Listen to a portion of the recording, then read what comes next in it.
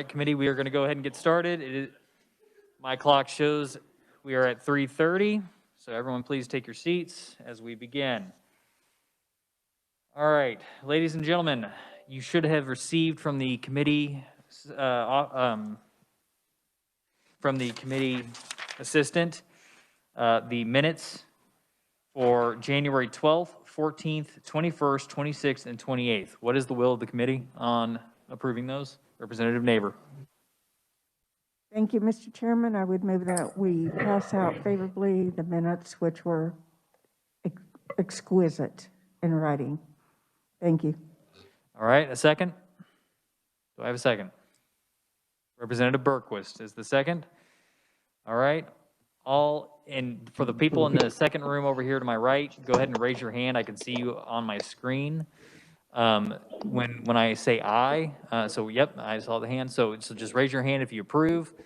And same with you, Mr. Parker, or Representative Parker. So all those in favor signify by saying aye. All opposed, no. As appear to have it, the ayes do have it. The minutes are approved. All right, ladies and gentlemen, so there has been more information that has come to light regarding House Bill 2052. And because of that, I'm sure you are all very well aware that we passed this bill out. It was the office assistant bill and us being able to donate to them and for the jobs that they do. So we're going to, I think, real quickly have an overview from the revisor just to make sure everyone's up to speed. We're all tracking. We are going to have a hearing on this bill again. And that is because the director of LAS would like to present to us as to the reason why he believes we need to modify this bill even further than what we were considering on the floor. So, with that, Mr. Heim, if you are on. Mr. Chairman, members of the committee, I had the committee secretary send out a balloon amendment for this bill. And I can go through that. There's several changes made. First, probably the most obvious change is that the $150 limit is deleted from the bill. Second, any legislator would be allowed to donate or provide a gift for the legislative assistants or committee assistants. And third, the bill would be effective in the Kansas Register. So it would go into effect this year, this session. And the fourth, at the end of each legislative session, the Division of Administrative Services would provide each legislator a form to report the amount of money given by the legislator as a gift to any legislative assistant or committee assistant. That's where the amendments that have been suggested stand, to my knowledge, at this point. All right, thank you, Revisor. Does anybody have any questions for the Revisor? Raise your hand if you do. Representative Smith. Thank you, Mr. Chair. Mr. Hines, are we looking at, you can give anything you want, there's no limit on this?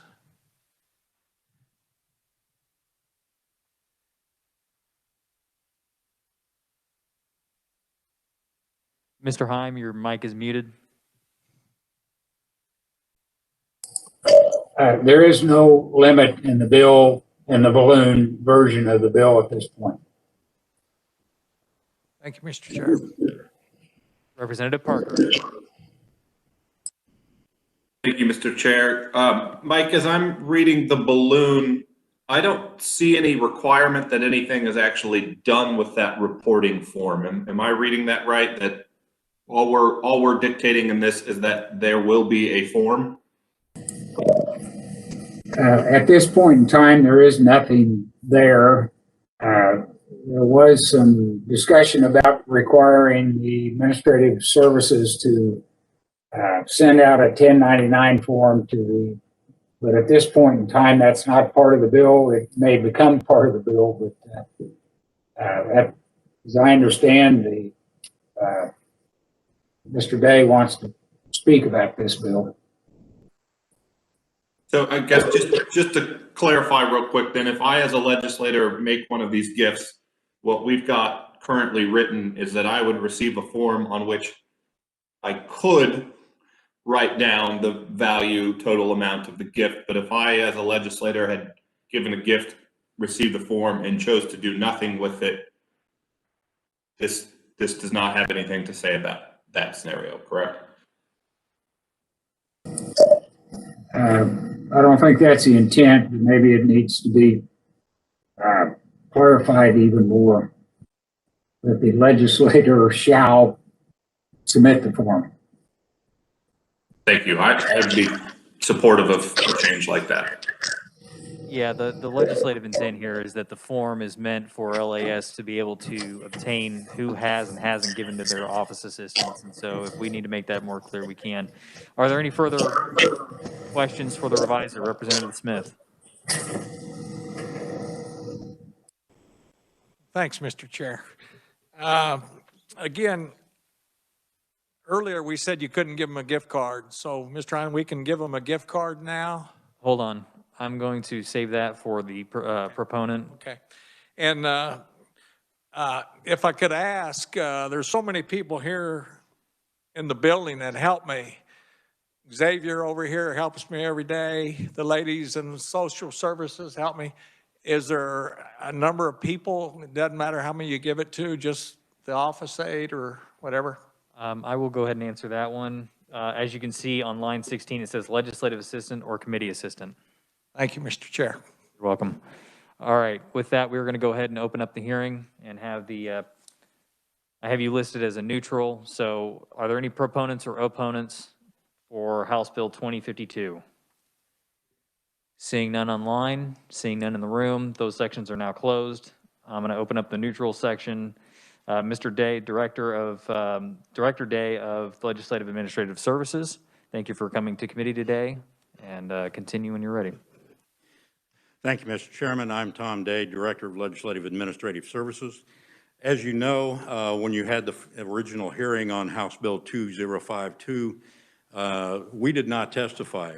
We felt that the bill was strictly a governmental ethics issue, and so we did not testify. And then the original fiscal note that came out, we put no fiscal impact on this bill because it had no fiscal impact. It was strictly a governmental ethics reporting requirement and as far as limitations or whatever else may have been.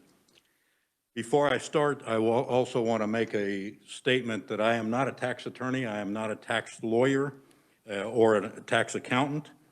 I'm just providing neutral testimony based on information that we received from the Department of Administration Office of Accounts and Reports, based on IRS rulings. As far as the bill is concerned, when legislators give gifts of cash or cash equivalent gift cards, those types of things, they become non-excludable de minimis benefits, fringe benefits. So the reporting requirement that is in the balloon version of the bill is because we have to report that as taxable income on the committee assistant or office assistant's wages. The question is, are legislators the employers? I don't believe they are. I believe the legislature is the employer. However, it is viewed by, and I have the memo on the back of my testimony from the Department of Administration Office of Accounts and Reports, that they feel it is our responsibility to know how much each legislator, if any legislator, gives a benefit of some form to an office assistant or a committee assistant in a fiscal year. That's why I have brought this information to you, either make the balloon amendment stand as an amendment to House Bill 2052, or figure out if we are actually, who is the employer here. The IRS is somewhat ambiguous as far as legislatures and legislators, whether who is the actual employer. In many states, the legislator is the employer because they have office budgets. And within those office budgets, they hire their assistants. Within the Kansas legislature, we hire the office assistants and committee assistants. They just work for the legislators. So that is an area that we are still trying to research and figure out. And I don't know if Mr. Heim has ever done any research on that or not, but that is one of the issues here. And Accounts and Reports with the Department of Administration feels that even if a legislator gives a gift, that we are still responsible to report that as taxable income as a non-de minimis benefit to the committee assistants. Also on my testimony, I have attached the IRS Publication 15B, pertinence, the 2 pages that are pertinent to de minimis fringe benefits. If you would like to see the entire Publication 15B, it's about 36 pages long, but I decided not to add that to this testimony just for brevity purposes.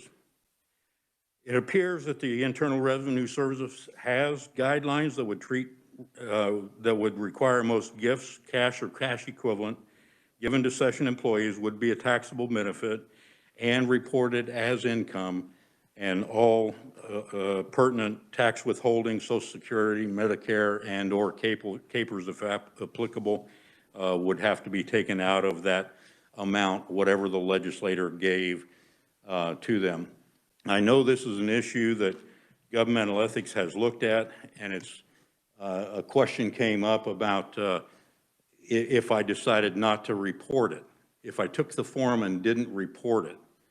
Well, if you take it out of your campaign finance account and report it on the campaign finance reports, then you've already made it public knowledge that you made that gift to that person, that office assistant or committee assistant. So it's one of those things that, to start with, the balloon amendment would at least start the process that we need if, in fact, we have to include that as taxable income to the employee, the office assistant, committee assistant in a fiscal year. With that, Mr. Chairman, I will stand for any questions, and hopefully I can answer them. Thank you, Director Dave, for your testimony. Committee, are there any questions? And for those in the other room, okay, yep, Representative Proctor. Thank you, Mr. Chairman. So my question is for the directoral testimony, because you kind of don't want to get involved in the food fight that occurred the other day over this. But do you not see it being disruptive at all if we remove the limits from for the maximum limits for giving, and somebody is giving a substantially larger gift than all the other office assistants are getting? Do you not foresee any turmoil created by that, or more difficulty for you in maintaining the workforce? As far as maintaining the report, Representative Proctor, that would not be an issue. Currently, you have that going on now, some giving a little more than others. And whether that ranges from $25 maybe up to $500. I really can't answer that question as to how much, other than what I can find on campaign finance reports that are reported in that document.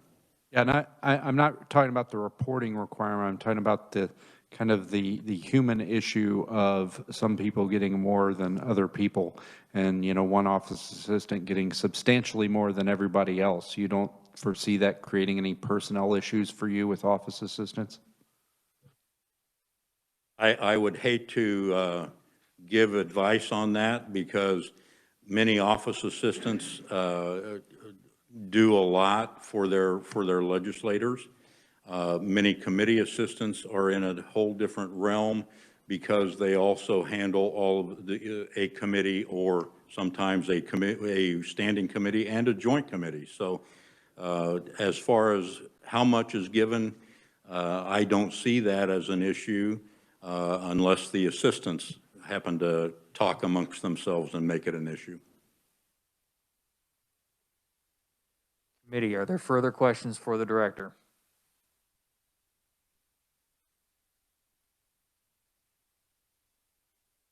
Okay, I am seeing none.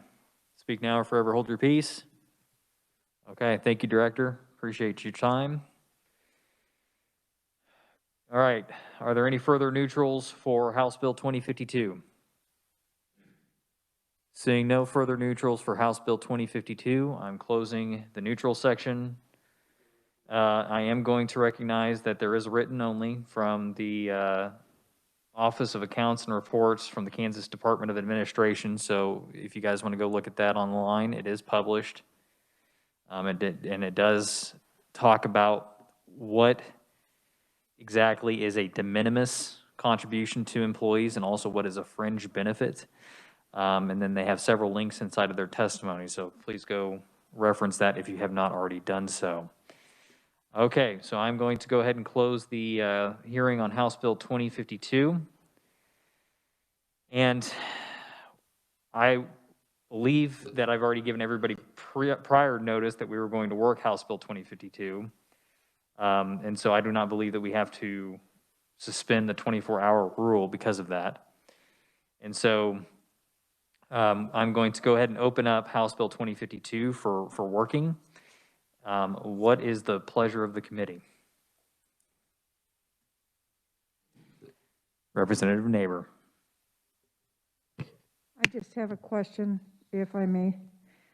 You know, it's brought to our attention again that there's nothing in here saying where these reports or who would examine these reports. I would expect them to either go to the Office of Administration or to Mr. Day, whoever is making out the 1099s and the forms at the end of the year. Do we need to tighten that up a little bit and give clarity as to who is going to be taking those? Because right now it sounds like they're sitting on a shelf. And so you'd wonder about that amendment. Thank you, Mr. Chair. So with the way that I read it, Representative, is that the form is going to be prescribed just like all the other forms that LAS currently prescribes to us to fill out. You know, if you want to be communicated during the interim by your constituents, how do you want them to contact you? And so on and so forth. Now, those forms aren't mandatory, I don't believe. However, I do believe that this one should be, especially, so here's where we're really at, I think, right now, committee. Gone, I think, are the days of us passing around the hat and handing it to the committee assistant. We've been put into, I think, a little bit of a pickle here where we have, you know, governmental ethics on one side saying that this is a defined fringe benefit, and that defined fringe benefit of monetary money is taxable. And so is in the IRS is basically the one that determines what a fringe benefit is. And they include gift cards, they include any monetary compensation. If you're going to give a de minimis gift, which is a rare item, such as, you know, it happens very infrequently, a birthday, a holiday, and it's going to be flowers or chocolates or what have you, that is what they would consider a de minimis gift, meaning that you could do that and it's not monetary, it doesn't have value, you're not giving them money, and so that it's not taxable. Same to when the executive director for governmental ethics was here in our committee and saying, you can take your office assistant out to get them lunch, but you cannot just give them a gift card to where they can go out and get lunch. And so I believe that is, a lot of that I think is coming from the IRS code, and additionally how legislative services will be interpreting our current statute. And so really what we've come to, I think, at this point is any future donations to our office assistants will need to be reported and tracked, whether you give it to them with personal funds or with your campaign funds, so that they can be taxed, because it's taxable income as defined by a fringe benefit. So that is what we are attempting to do today. And I'm more than happy to amend this language in order for us to come to some sort of bill that we can all agree upon in order to hammer this out. And if we need to tighten this language up to where it is mandated that you shall fill out this document and specifically spell everything out, you shall fill out this document, LAS shall do all the behind the scenes work, I'm more than happy to more clearly spell that out versus what we have currently. And so that is what we're pretty much doing here today. We're trying to figure out fringe benefits, de minimis giving. We're not really going to define that because it's already pretty well defined in the IRS code.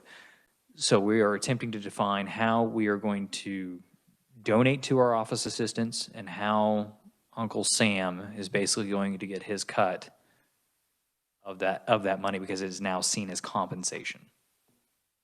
Representative Neighbor. Thank you, Mr. Chairman, for that explanation. I guess I am concerned that we need to make this a little bit cleaner so we don't have happen what we had happen the other day. We have a lot of lawyers on the floor who have different ways of interpreting, and I know that when someone assumes something, we know what that does. And I think this part of it, maybe not the amount of the gift, because that can vary with size, but certainly, and I think Kansas Register is the appropriate place because we'll be doing that. We probably would do that before we would give it to them so that we would be within the law. But where it's going, who's going to be in charge of collecting and making sure that this gets reported appropriately is what my concern is. And if there's a way that maybe Mr. Day or somebody has an idea, that's what I'm looking at, just so that we don't lose this bill on the floor like we did the other day. Thank you, Mr. Chair. Thank you. Representative Berquist. Yes, Mr. Chair. Director Day has made it very clear that whatever he receives as far as evidence of a compensation that's happened, however it's happened to one of the employees, is going to be taken care of as they do every one of those through their office, and it'll come out as a record on their tax record at the end of the year for their income. And is that correct? Yes.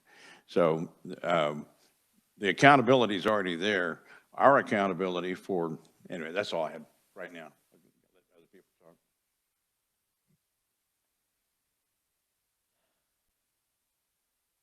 What? All right, so we're gonna call on Mr. Heim, and then I've got some maybe language that will tighten it up a little bit if the committee, if it's something the committee wants to hear. I'll just read the balloon or the box at the bottom there. Prior to the end of each legislative session, the Division of Administrative Services shall provide to each legislator a form which each legislator shall report the amount of money, if any, given by such legislator as a gift to any legislative assistant or committee assistant. So that would require every legislator to fill out the form whether they gave the gift or not. I could rewrite it so you only fill out the form if you give the money, but it's a way to tighten it up. okay, so what we're gonna do right now, because there's several ways I think we could probably try looking at skinning this cat. So I'm going to look for a motion for the overall balloon amendment, and then we will debate the balloon amendment with the revisers new language instead of what we currently have inside the balloon. And then we will move from there. If it fails, then we'll figure it out. So do I have a motion for the current balloon amendment? With the reviser's edit on that last bit about the legislators shall report. Okay, I have a motion from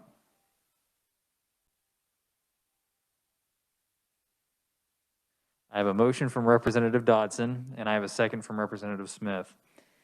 And just so the committee knows, our ranking minority member will be happy to provide the committee not gifts, but say we're talking about gifts. Is that money or anyway? So No, it will be de minimis. it will be de minimis. So the ranking minority member's phone went off, so he will be providing de minimis gifts to the committee at some point in the near future. Okay, so I have a motion and I have a second, so now we are on debate. So does any member wish to speak to the amendment, to the balloon amendment for House Bill 2052? Representative Parker. Thank you, Mr. Chair. Okay. With the new language from Revisor Heim, I do think this amendment makes this bill better. So I'll be supporting the amendment, but I do want to pause for a second. You said something earlier that the days of passing the hat are gone. This is a sincere question. Isn't that what we've sought to keep in the first place? So in essence, are we not going around in circles trying to protect something that's already gone?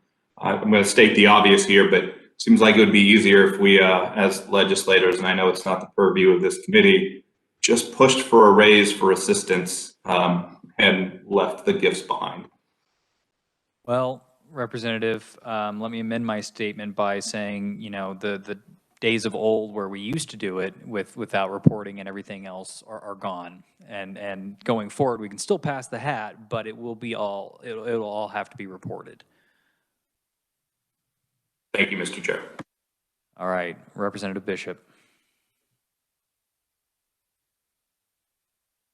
Thank you, Mr. Chair. That was sort of my question as well. In other words, if we pass the hat and everybody is, usually there was a specific request, $10, something like that, then that means that each of us that have put $10 into the hat have to report that $10 with the name of the individual that received the gift.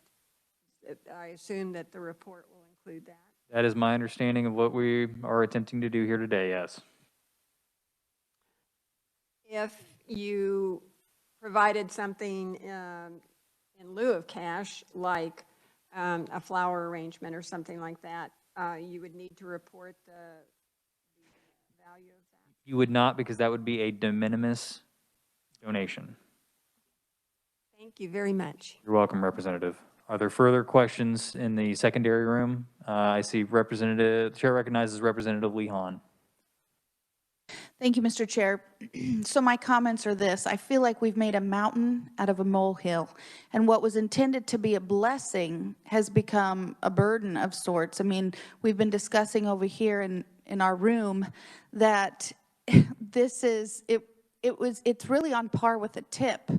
And so is there any way, Mike, to be able to just make this so simple that it doesn't fall in the IRS code, that it's just a blessing? How do we make this non-burdensome? Thank you, Representative. Give me just 2 seconds here. And if you would be willing to mute your mic in the meantime, thank you. So here's the problem that we have. Under current IRS code, and this is in your testimony, Publication 15B, it says that cash and cash equivalent fringe benefits, for example, gift cards, gift certificates, and the use of other charge cards or credit cards, no matter how little, are never excludable as a de minimis benefit and ultimately are taxable. And so that is the problem that we are facing here today, that these items are basically taxable according to the IRS. And so that is the new wrench in the machine that we have figured out from the Department of Administration and the LAS within the last 24 to 48 hours. And I don't think we want to also, get our committee assistants in trouble either. So I've heard that people, are giving cash bonuses of $1,000 or more dollars. Well, if that is the case, then you're basically paying somebody cash under the table, and Uncle Sam's not getting his cut. So that's the problem that we're running into right now. Do you have any further comments, Representative? All right. Sorry. Go No, I'm ahead. good. Thank you. Okay, Representative Proctor. Thank you, Mr. Chair. I'm fine with the reporting requirement, but I am uncomfortable with having no limit. I think that the lack of a limit kind of creates this escalation of force where eventually, the gifts get out of control and create turmoil for our office assistants, and they will talk. So I would like to make a motion that we reinsert the $150 limit in this amendment. We are going to hold off on your motion, because I'd rather keep this try as clean as possible, because if we start doing substitute motions, we can go down a rabbit hole. So let's go ahead and do the question in front of us currently, and then we will take your motion after we dispose of this question. Is that acceptable? Yep, that's fine. I was just going to amend the amendment, but we can do it that way too. I'm fine with that, Mr. Chair. Okay, thank you, Representative. Is there further discussion on this amendment at this time? Okay, seeing none, and for those in the other room and online, please raise your hand if you're an aye. All those in favor, please signify by saying aye. Okay, all opposed, no. All right, the ayes appear to have it. The ayes do have it. Okay, so Representative Proctor, would you like to now make your motion? Thank you, Mr. Chair. I would like to make a motion that we reinsert the $150 limit in this bill. As an Okay, is there a amendment. second? Second. Okay, second from Representative Lee Hahn. Discussion. Representative Smith. Thank you, Mr. Chair. I think we should have a limit. I might even go 200, but I think there should be a limit also. So thank you, Mr. Chair. Okay, so I will let the committee know that if we do put a limit on here, there's a very good chance it will be taken off on the floor, just because of the blowback that I heard from other committee chairs and other people in the legislature who wanted to be more generous than $150 or $200. And it was really going back to the points that Representative Miller made originally when we were arguing this bill. So I just want to make sure that you guys were aware, because Representative Hoffman was in the process of bringing an amendment on the floor to strike the $150 and make it unlimited. So just keep that in mind, that if we do put a limit on here, I think we might want to go higher, because otherwise the folks out probably going to end up, I mean, I can't control what they do. None of us can. And obviously it's the will of the committee. So we will do whatever we want to do, and then that's the will of the committee out there. So that is not a problem. Who else had their hand up? Representative Parker. Mr. Chair, you basically answered my question. I was just going to ask what the rationale for pulling that out in the balloon amendment was. I appreciate the context. Thank you. Is there further discussion? I think I see Representative Proctor's hand. Thank you, Mr. Chair. I am not married to $150. I am willing to support anything that puts a monetary limit. I just think that, I come from a background in the U.S. military, and all the gifts always had limits, just so that, nobody went nuts. Nobody, kind of broke the system or created the appearance of impropriety by giving too much money. And so I'm not married to $150. I'll support anybody's amendment if they want to change that number, but I really do think that we need some limit. Thank you. Representative Neighbor. Thank you, Mr. Chairman. And just for clarity, did we take a vote on Mr. Himes' new wording? Because I know several people thought it was a better wordsmithing. So I don't think we voted on that. I think we voted on what is here. And I just wanted to bring that up. With the way I posed the question, and it was so moved, I said with the updated wording from the revisor. I didn't hear that. Thank you, Mr. Okay, I did make that clear. We can go back and listen to the video if you guys would like, but I did say that with the updated version of the revisor's language during that conversation, so. Okay, so we are under, so it's the balloon amendment, but with the reviser's specified language. That is what's currently in the bill right now. And we are on an amendment right now from Representative Proctor to add the $150 limit back in. And is there further discussion on adding a dollar amount limit back in? And that dollar amount can be amended on another motion, if that's the will of the committee. I'm not seeing any hands in the secondary room. I'm not seeing any hands online for further discussion.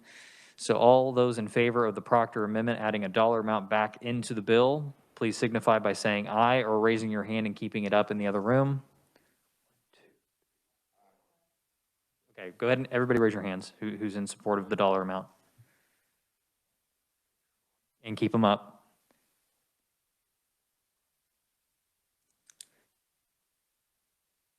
Okay, all those opposed?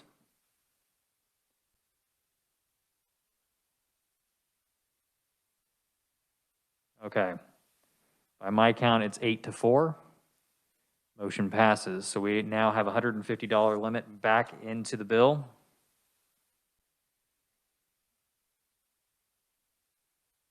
Okay, further discussion on the bill. Representative Parker.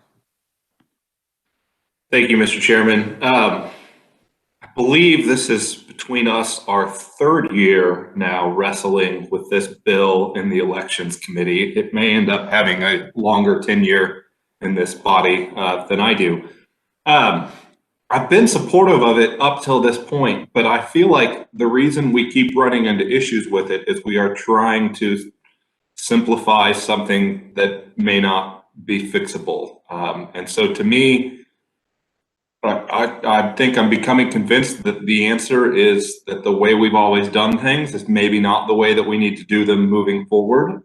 We now have plenty of information that as individual legislators or members of a committee, we can give non-monetary gifts to assistants.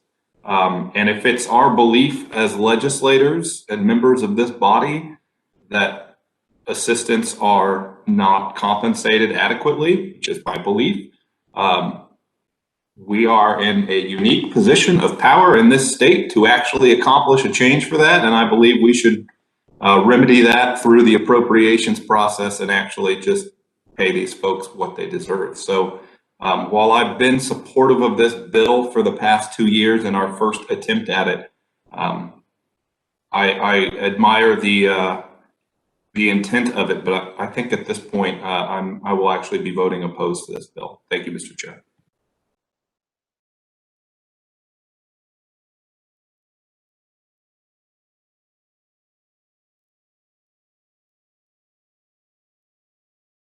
All right, is there further discussion? Representative Berquist. Mr. Chairman, I'd like to bring an amendment to increase the maximum number to 500 so that we can settle that issue. Okay, is there a second? Second from Representative Bourgeon. Discussion on the amendment to increase $150 to $500. I'm not seeing any hands in the secondary room, not seeing any hands online or in here. Representative, you may close on your motion. Mr. Chair, I close. Okay, you've heard the motion. All in favor, please raise your right hand and keep it up.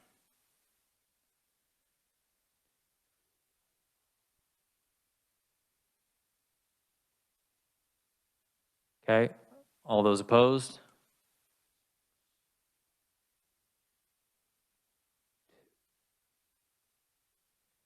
Representative Collins, can you wave your hand if your hand is up? Yep, okay, it is, okay. All right, thank you. By my count, it's 6 votes in favor, 3 votes against. The dollar amount is increased to $500. Mr. Chairman, I have a question. And who is that? Okay, Representative Topliker. Okay, we've talked about who this applies to, and the bill and in the title and in C of the balloon say, talk about legislative assistant and committee assistant, and I know we had a little bit of discussion about who that is, and my question is to Mr. Heim is, do we have in the law a definition for legislative assistant and a definition for committee assistant, or how, if there's a question like the legislator decides to give a maintenance person or somebody that does some other detailed job in the Capitol building in somehow or some way assisting the legislature, how is there a definition for these two, legislative assistant and committee assistant? I believe it's the Division of Administrative Services terms, or whatever. In terms of definition in the law, no, it's not in the law, but I think that's how the folks are hired to help out the legislature. And if Mr. Day is still aware, he can confirm that.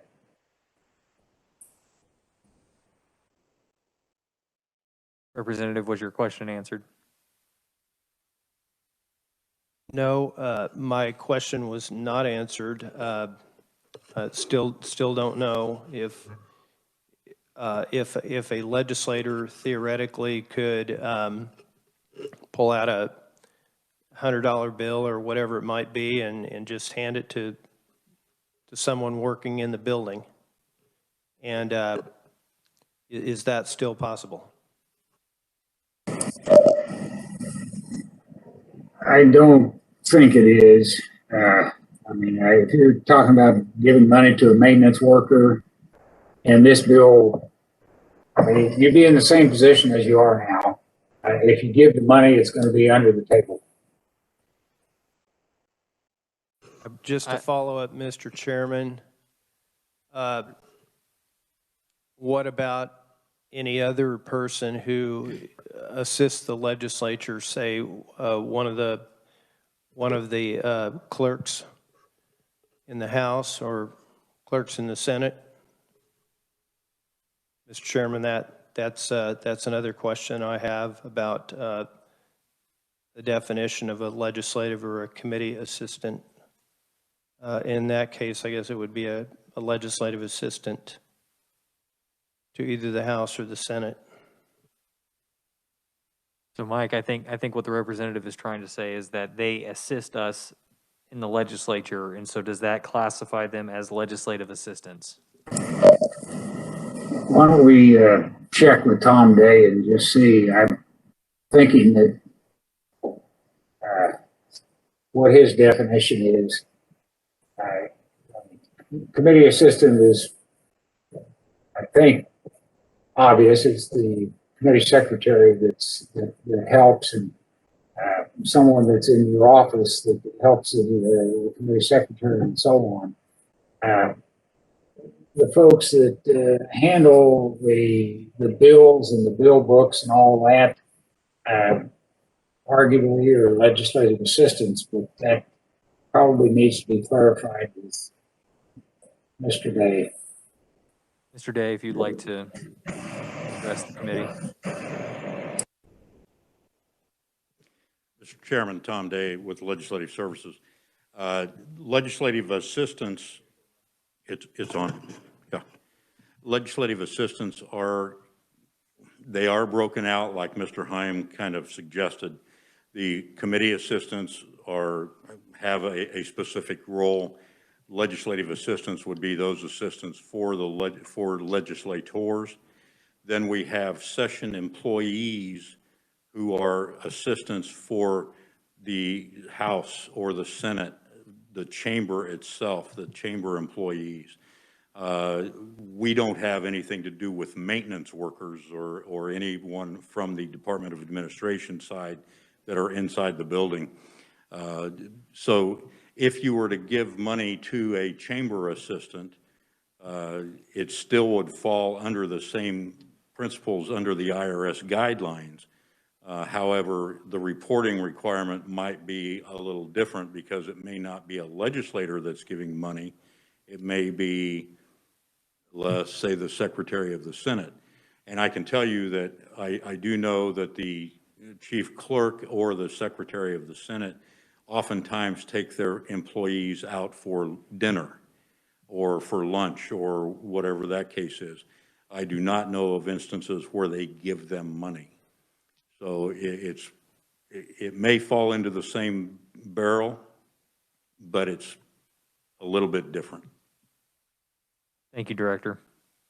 Representative Topliker. Mr. Chairman. Okay, Representative Proctor.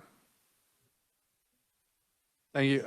Just as a general discussion point here on the main bill, that a previous speaker indicated that they were not going to vote for the bill because we've the discussion about being able to give gifts, just not monetary gifts. I think that maybe the initial amendment discussion has muddied the waters. But if we remember the testimony of Director Skoglund from the Ethics Commission, he said that any gift, whether it was the gift card, a wad of cash, or $100 worth of chocolates, is a gift. And right now, if we do not pass this bill, that is a violation for that office assistant, and that office assistant's in trouble if they accept that gift. And so I know that this has gone way longer than it has any right to go, but I just like my fellow committee members to remember that if we don't do anything, we can't even give the flowers or the chocolates to our office assistants. Thank you, Representative. I believe that is not necessarily right, and I see that the Executive Director popped his camera on, so I think he's chomping at the bit here to hop in here. So, Mr. Executive Director, if you could just go ahead and address the committee. Thank you. Thank you, Mr. Chairman.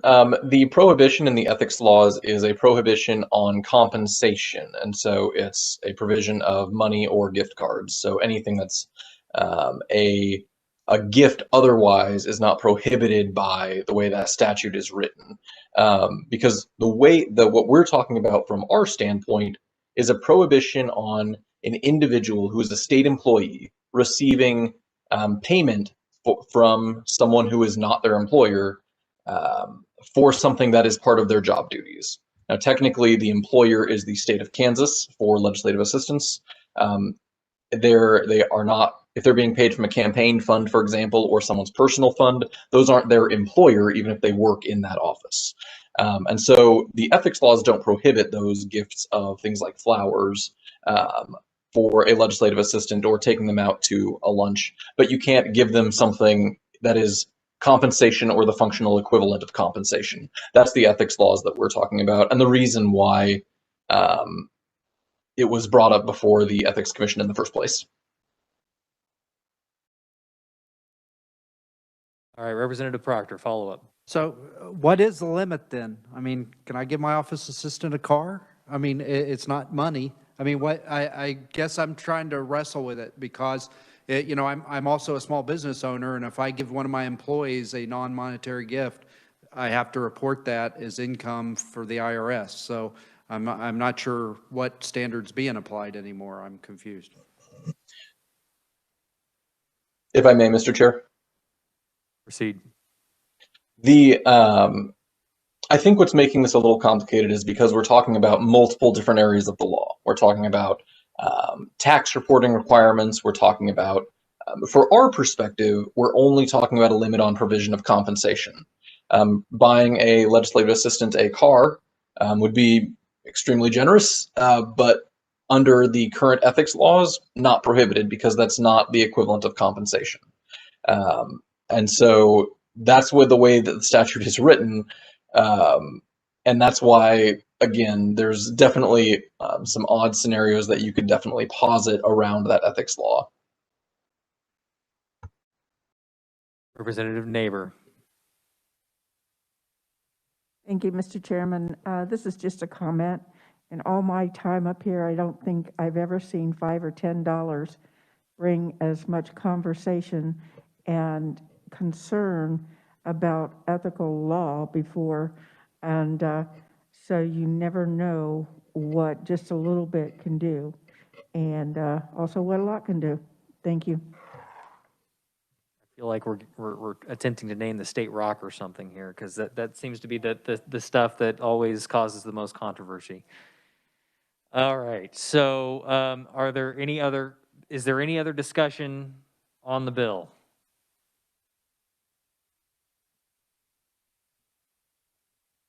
I am not seeing anything from anybody. Speak now or forever hold your peace. Okay, so all of those, actually, I'm going to, who had the original motion for the bill? Representative Neighbor, I believe, for the bill. Or was it? Have we voted on? Yes, we already took a vote on the 500. So whoever wants to renew a motion to pass this out. Thank you, Mr. Chairman. I would move that we pass out favorable House Bill 2052 as amended and amended and amended. Thank you. Thank you, Representative. I'm looking for a second. Second from Representative Dodson. All those in favor of passing this out favorably, please raise your right hands and keep them in the air.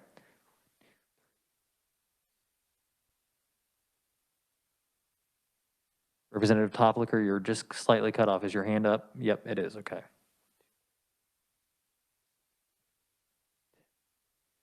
Okay. All those opposed, please raise your right hand and keep it in the air.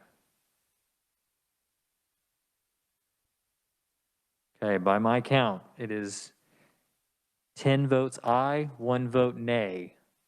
The ayes have it. The bill is passed. All right. With that, ladies and gentlemen, I thank you, the committee, for their work. This was a pretty intense item, even though it started off as a very simple issue. So thank you all for your work. I do appreciate it, and the committee is adjourned.